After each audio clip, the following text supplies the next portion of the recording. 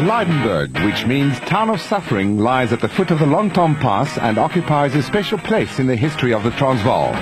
The company of Voortrekker leader Albrecht Potgieter founded it in 1850.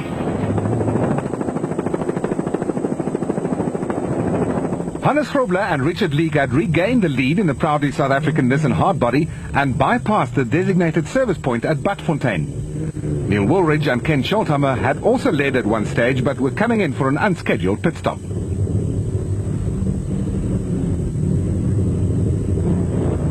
A long-range fuel tank meant that Force and Griffith didn't have to stop in the pits, but not so the Castrol Toyota Land Cruiser of Reyneke and Houghton, which needed a top-up of fuel.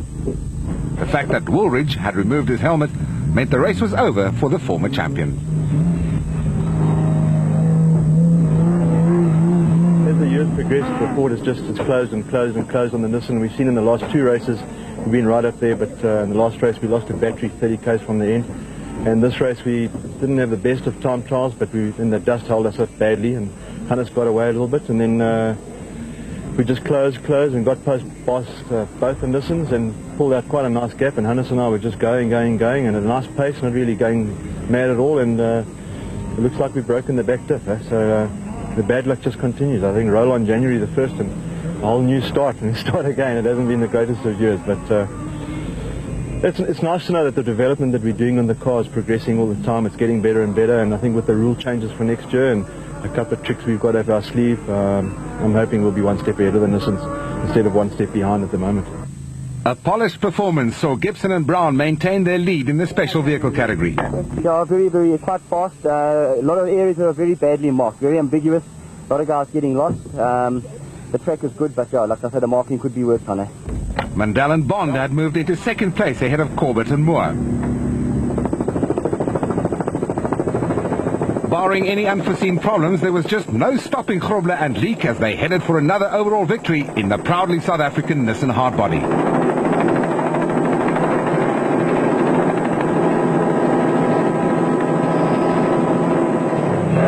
Force and Griffith were now riding shotgun to make sure that there were as many finishes as possible between their teammates and production vehicle championship contenders Cronje and Birkin, while Reyneke and Houghton wanted nothing more than to grab the lead away from the Nissan pair.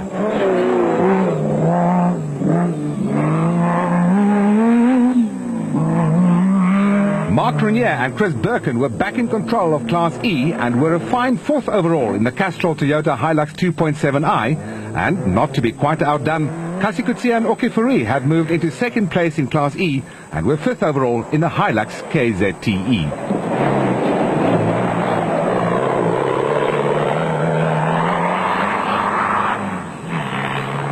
Cliff and Louis Weichelt were 6th overall and the Class D leaders in the N1 4x4 Toyota Land Cruiser after Heinz Grobler broke a torsion bar on the GBS Racing Nissan.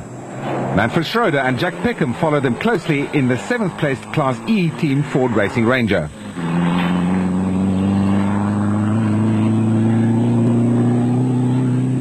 Perseverance paid off for Johan and Martinez van der Merwe, who were second in Class D.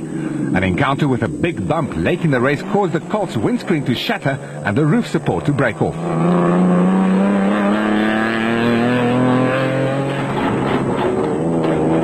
Marius van Vuren and Chris Maria had moved up to third in Class D in the Alberanti Autospray Land Rover and were on their way to their third finish of the season.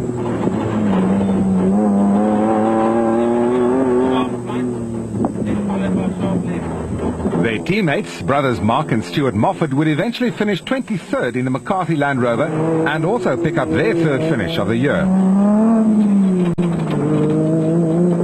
The surviving crews were now in the home stretch, and as has come to be expected, a proudly South African Nissan was on its way to a 14th successive win in the South African Off-Road Car Racing Championship presented by ABSA. Hannes Grobler and Richard Leek had already won 5 of the 6 events run to date, and a 6th in the South African Off-Road Production Vehicle Championship was almost within their grasp.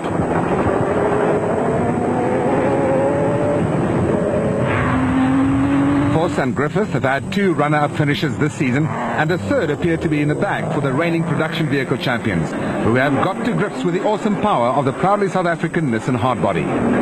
Enjoy the ride.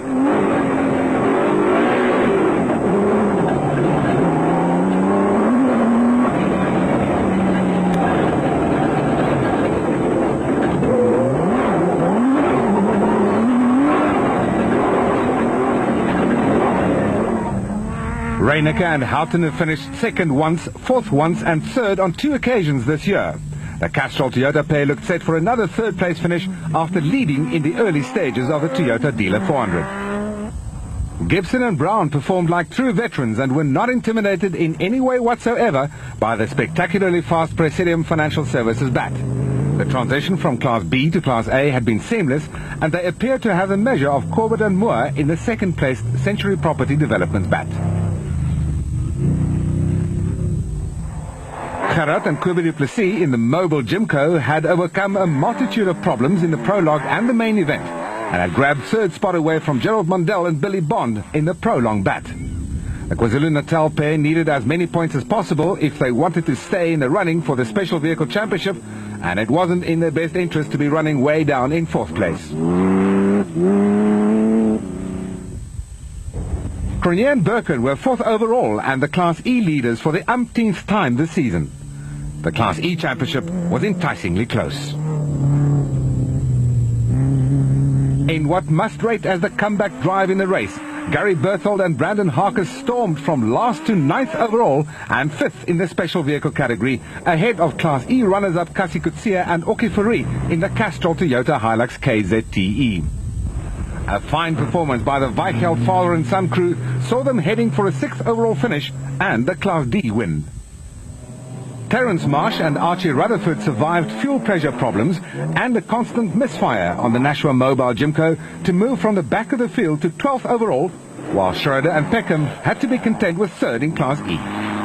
Van Vuren and Maria were 14th overall and 2nd in Class D in the Alberanti Autospray Land Rover, and had relegated the Van der Merwe Shivani Colt Rodeo to 3rd in Class D.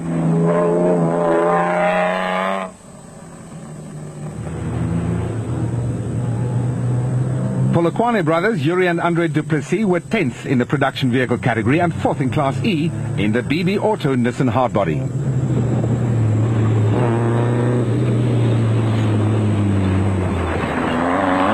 Andrew Birkin led Class B in the early stages of the race but was initially slowed by brake problems. Despite this, he threw caution to the wind and started to pile on the pressure and grabbed the lead away from Gil Nel with 75 kilometers to go. Hamish and Alistair Stubbs were 3rd in Class B, despite a puncture and losing the power steering on the fence-erect Viper.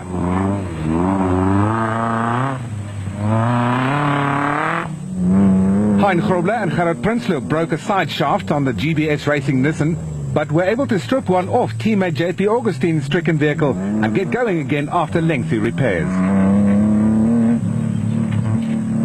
Arnold du Plessis was in contention in Class D earlier in the race, but was now stuck beside the track.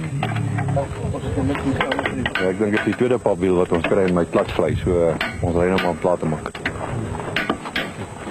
A cruel blow indeed for the newcomers to the SA Off-Road Car Racing Championship presented by APSA, but they would limp home 16th overall in the production vehicle category.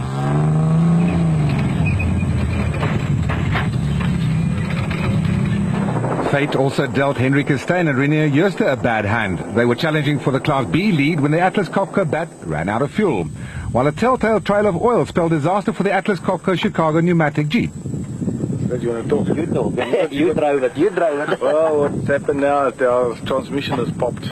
Either torque converter's split or we've lost a seal or something like that, but it's just pumped all the oil out, and that's the end of our race. We just can't get it going after.